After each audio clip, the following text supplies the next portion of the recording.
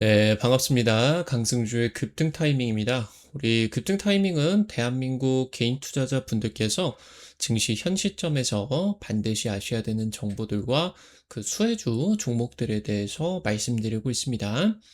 오늘 또 급등 타이밍 시청해 주셔서 감사드리고요. 영상 시청하시기 전에 좋아요 그리고 댓글까지 꼭 부탁드리고요. 구독 버튼 아직 안 누르신 분들 구독 버튼도 부탁드리겠습니다. 오늘 영상도 바로 진행해 보도록 하겠습니다. 우리 투자자 여러분들에게 이제 코스닥 주요 업종으로 제약바이오 중요성에 대해서 강조드리고 있습니다. 이번 달 제약바이오 핵심 이벤트가 다가오고 있겠죠. 핵심 이벤트를 앞두고 외국인이 이 제약바이오 대장주 한 종목을 1,000억 가량 순매수를 강하게 진행을 하고 있겠습니다. 투자 포인트 정리해드리게 되면서 종목까지도 말씀드려 볼 수 있도록 할게요. 영상 바로 진행해 보도록 하겠습니다. 이번 달 17일 AACR이 진행이 되게 됩니다. 일명 미국 암학회죠. 제약바이오 투심 기대감이 높아지고 있습니다. 이번 AACR에 국내 주요 제약바이오 기업이 총출동을 하게 됩니다. 해당 행사에서 이제 항암신약 개발 중인 부분 임상 결과들이 발표가 되게 됩니다. 이번 행사에서는 특히나 혁신신약의 임상 발표가 예정이 되어 있습니다. 고형암 대상으로 하는 카티 치료제라고 하던가 차세대 ADC 치료제로 기대가 되는 TPD 치료제 아니면 이제 mRNA 암 백신 같은 것들이 지금 발표가 되게 되고요.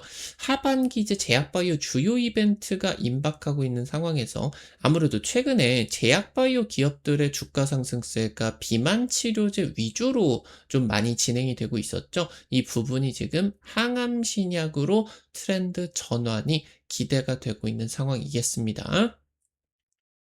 세계 3대 암학회가 이제 학회 일정이 진행이 되게 됩니다. 세계 3대 암학회 중에 하나인 미국 암연구학회 AACR이 이제 이번 달 17일부터 22일까지 열리게 됩니다.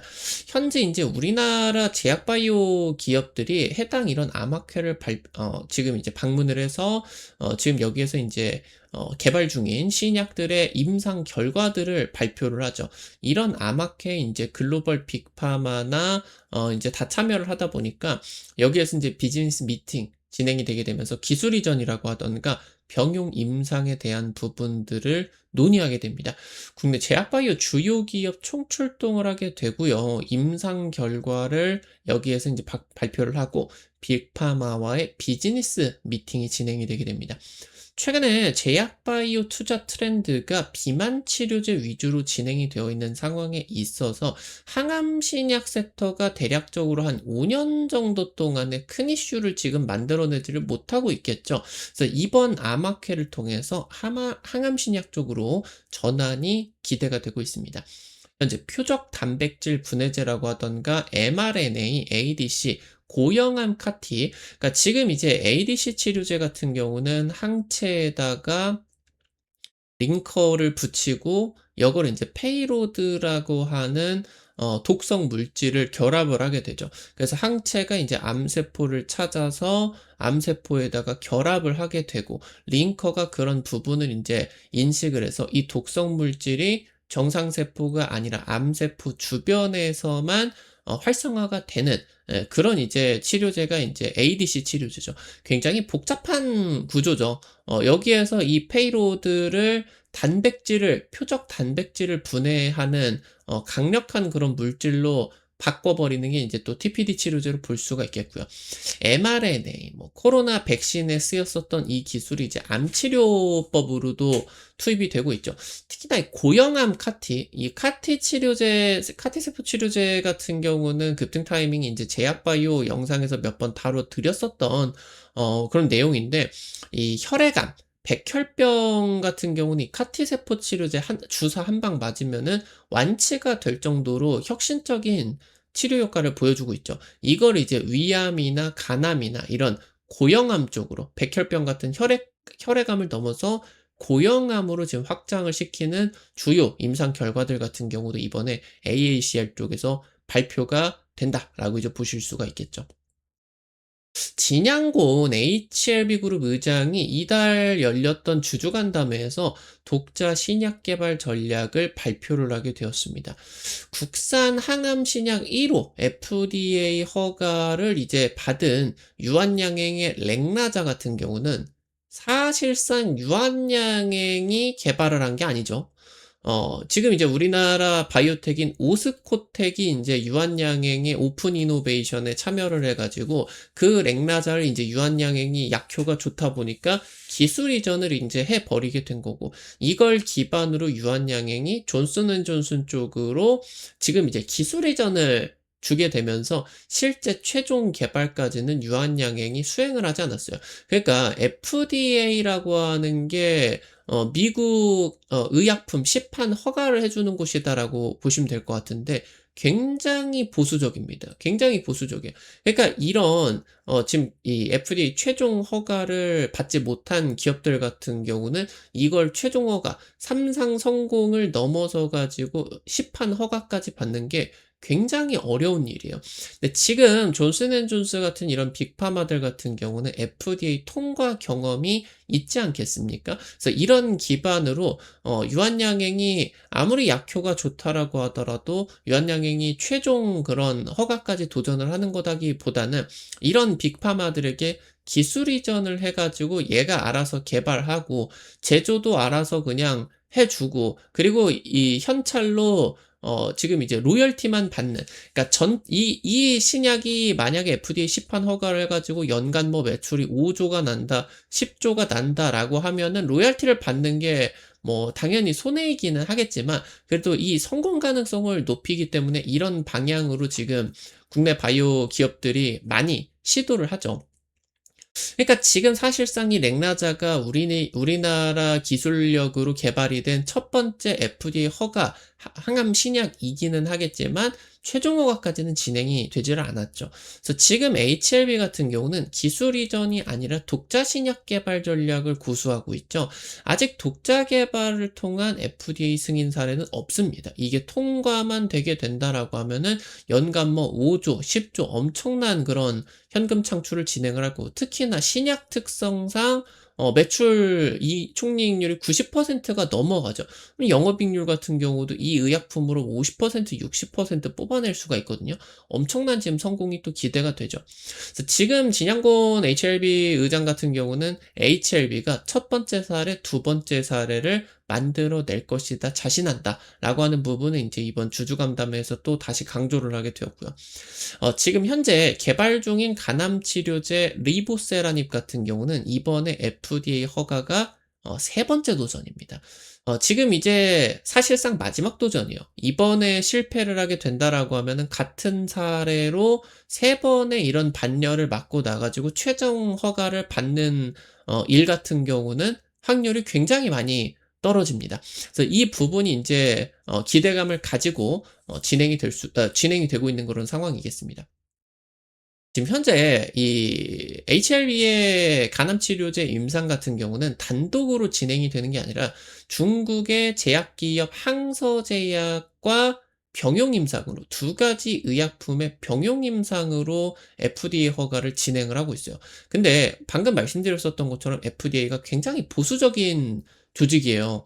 근데 이 FDA가 중국 제약기업에 대한 신뢰도가 높지가 않아요. 그러니까 지금 뭐 미중 무역 분쟁은 차치하고 FDA가 그냥 이 중국 제약기업에 대한 신뢰도가 그렇게 높지가 않다고 하는 거죠.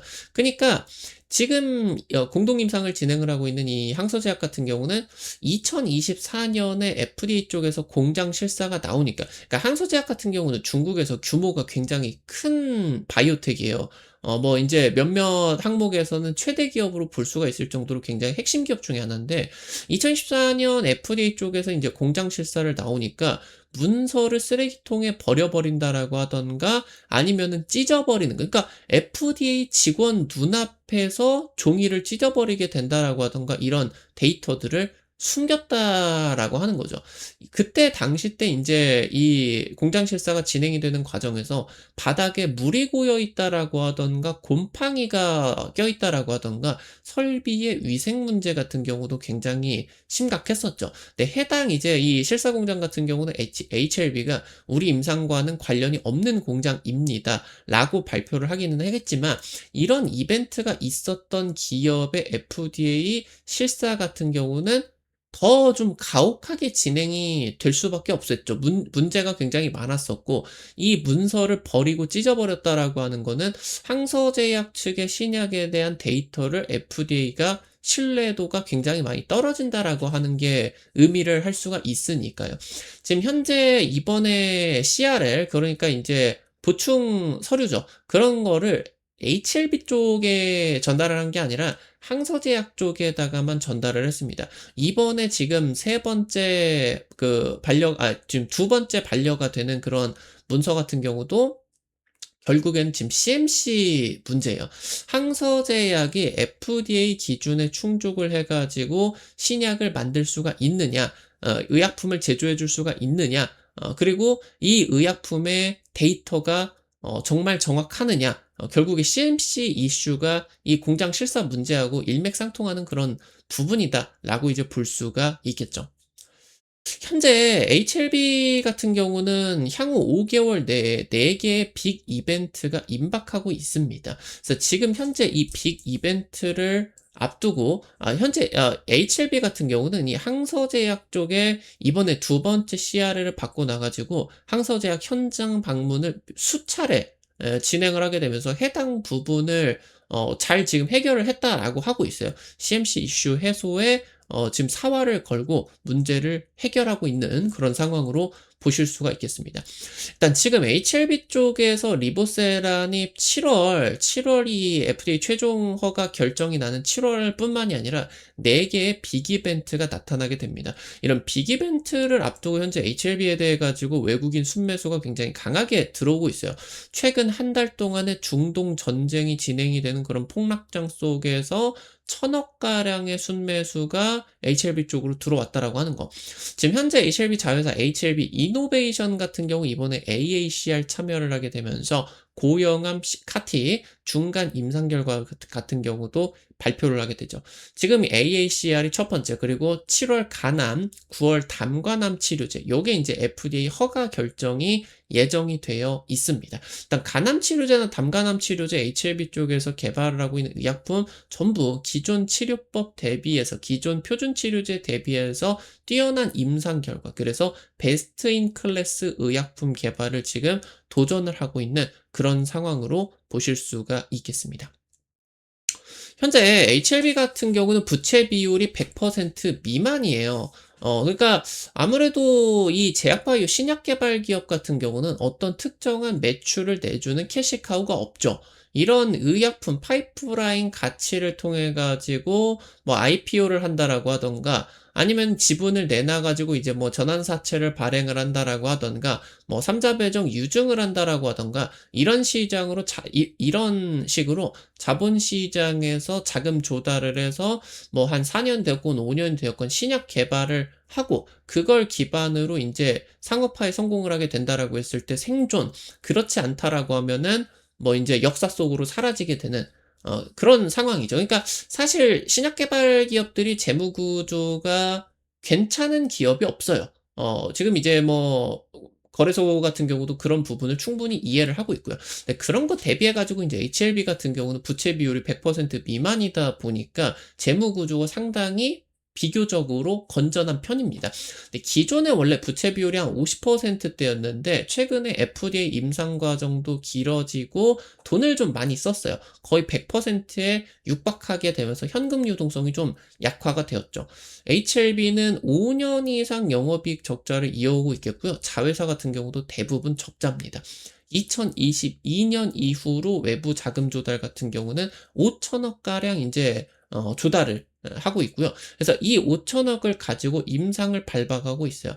현재 재무 구조가 5년 이상 영업이익 적자이겠지만 현금 유동성 같은 경우는 지금 이제 유보율 같은 경우도 한 400~500% 정도 되기 때문에 현금 유동성이 수년 동안 임상을 이어갈 수 있는 상황이에요. 그러니까 실제로 이번에 FDA 최종 허가가 실패가 되게 된다라고 하더라도 한 4 년, 5년 정도 같은 경우는 임상을 계속적으로 밟아 나갈 수가 있는 돈은 있는 그런 상황이죠. 근데 재무는 불안한 거죠. 이 5년 내에 인제 HLB가 결실을 내지 못한다라고 하면은 역사 속으로 사라지겠죠. 5년 안에 인제 결실을 내게 된다라고 하면은 내게 된다라고 하면은 엄청난 인제 신약 개발 기업으로 전환이 되게 될 거고요. 그래서 이 FDA 허가가 시급한 그런 상황으로 이제 보실 수가 있겠죠. HLB가 인제 2019년 위암 임상 실패를 하고 나 가지고 파이프라인 강화에 매진을 하고 있습니다. 그러니까 기존까지는 HLB가 리보세라닙만으로 이제 임상을 밟아가고 있었는데 이 실패가 나타나고 나 가지고 리보세라닙 단일 구조가 아니라 여러 가지 항암 신약 앞서 말씀드렸었던 카티 아니면 담 가는 치료제 아니면 인제 CNS 중추신경계 치료제 같은 경우도 좀 개발을 하기 시작했고 안과 질환 치료제 같은 경우도 올해 주요 임상 결과 발표가 지금 예정이 되어 있죠. 그리고 펩타이드 의약품이라고 하던가 여기에다가 더해 가지고 장기 지속형 주사제 같은 플랫폼 기술까지 확보를 하고 있어요. 지금까지 HLB가 자체적인 신약 개발 모델만 구축을 하고 있다가 이 캐시카우 확보를 위해 가지고 기술 이전 카드 같은 경우도 고려하고 있다라고 발표를 했습니다. 자, 지금 이제 개발 중인 신약 FDA 희귀의약품 지정이 되는 경우가 지금 잦아지고 있죠. 리보세라님 말고 파이프라인의 가치가 확대가 되고 있는 그런 상황으로 보실 수가 있겠죠. 그러니까 사실상 이 임상 성공만을 바라고 배팅을 하는 거는 어떻게 보면은 인제 좀 빠칭코죠. 동전 뒤집기라고 볼 수가 있는데 이것보다 인제 현재 HLB 같은 경우는 외국인 수급이 들어오게 되면서 트레이딩 관점에서 접근을 해볼 법한 자리다. 요렇게 인제 좀 언급을 드려 보면 좋을 것 같아요. 이번에 HLB 허가 신청 클래스 2로 분류가 됩니다. 지금 이제 연초에 신청이 되어 가지고 6개월 동안 이제 심층 심사가 진행이 되게 되면서 7월 13일 내에 최종 결정이 진행이 되게 됩니다. 지금부터 한 3개월 정도 가량 시간이 남아 있는 상황인데 외국인 매수세 집중이 되게 되면서 최근 이제 바닥에서 쌍바닥으로 올라서고 있는 그런 모습들을 보여주고 있죠. 그리고 지금 이제 하반기까지 이어지는 빅 이벤트 같은 경우도 있겠고요. 현재 지금 이런 관점에서 트레이딩 관점에서의 접근이 굉장히 유효한 타이밍이 아닌가. 과거에 이제 HLB 첫 번째 심사, 두 번째 심사 같은 경우도 FDA 최종 결정을 앞두고 수백 퍼센트의 급등세가 다 나타났거든요. 첫 번째도 그렇고 두 번째도 그렇고 실제 인제 실패를 하고 나 가지고 급락이 나타나기는 했어요. 이번에 7월 같은 경우도 FDA 허가 실패를 하게 된다라고 했을 때 급락 가능성이 높겠죠. 반토막 이상 급락을 하게 될 겁니다. 근데 지금 현재 이 부분이 HLB 쪽에서 계속 발표를 하고 있는 부분 같은 경우는 리보세라닙의 문제는 아니다. 항서제약 문제다라고 하고 있기 때문에 만약에 허가 실패가 되었다라고 하면은 항서제약 문제여 가지고 이 파트너사를 교체해 가지고 병용 임상을 밟아갈 가능성이 있어요. 그러니까 만약에 지금 일단 현재 시점에서 7월 구간까지 트레이딩 관점에서 좀 체크를 해 보실 수가 있는데 만약에 실패를 해 가지고 급락이 나왔다라고 하면은 오히려 조금 이 구간 같은 경우는 좀 중장기적으로 접근을 해볼 만한 자리가 아니냐 요렇게 인제 체크를 해 보실 수가 있겠죠. 다른 기업과의 병용 임상 내지는 지금 현재 이 리보세라닙 외에 9월 달 담관암 임상이라고 하던가 고형암 카티세포 치료제 요거 인제 기대감이 굉장히 높기 때문에 긍정적인 임상 결과 기대가 될 수가 있겠습니다. 실제로 2019년 같은 경우도 리보세라님 위암 임상 실패 발표가 나타나고 나 가지고 한 마이너스 70% 정도 박살이 났었어요. 근데 여기서 인제 ESMO 유럽 임상종양학회 진행이 되게 되면서 대장암 쪽에서 유의미한 임상 결과를 발표를 하고 나 가지고 단기간에 한 2 개월, 3 개월 만에 또 수백 퍼센트 급등세가 나타나게 됐었거든요.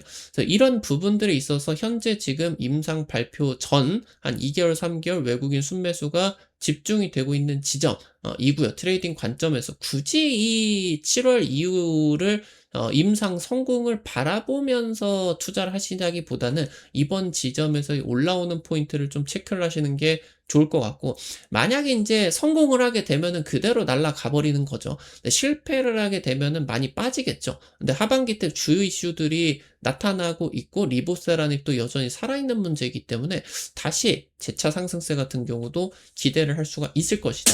요렇게 인제 체크를 해 보시면은 좋을 것 같습니다.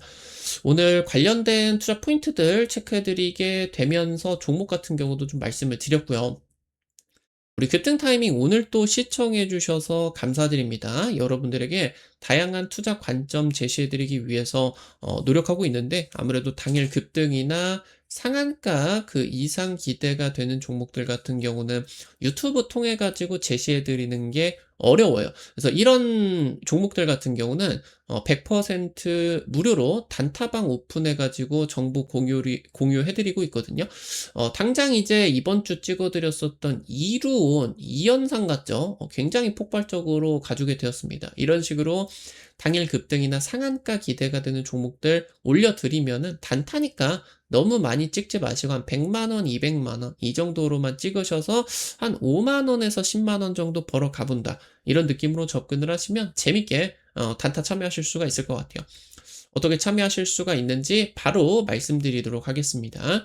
시청하고 계시는 유튜브를 아래로 좀 내려 보시면요. 여기 이제 설명 쪽에 아래에 이제 실시간 무료 텔레그램방 입장이라고 링크 올려놨습니다. 이거 이제 누르시면은 무료 설치부터 입장까지 전부 가능하시니까 놓치지 마시고 체크를 해보시면은 좋을 것 같습니다. 우리 급등 타이밍 오늘 또 시청해 주셔서 감사드리고요. 영상 나가시기 전에 오늘 영상도 도움이 되셨다라고 하시는 분들 좋아요와 그리고 댓글까지 잊지 마시고 꼭 부탁드리도록 할게요. 여러분들이 남겨주시는 좋아요 버튼, 댓글 하나하나가 급등 타이밍에게 정말 큰 도움 됩니다. 다시 한번 부탁드리고요. 구독 버튼 아직 안 누르신 분들 구독 버튼 누르시면은 급등 타이밍의 최신 주식 정보들 누구보다 빠르게 확인하실 수가 있게 됩니다. 오늘 또 영상 시청해 주셔서 감사드리겠고요. 지금까지 급등 타이밍이었습니다. 감사합니다.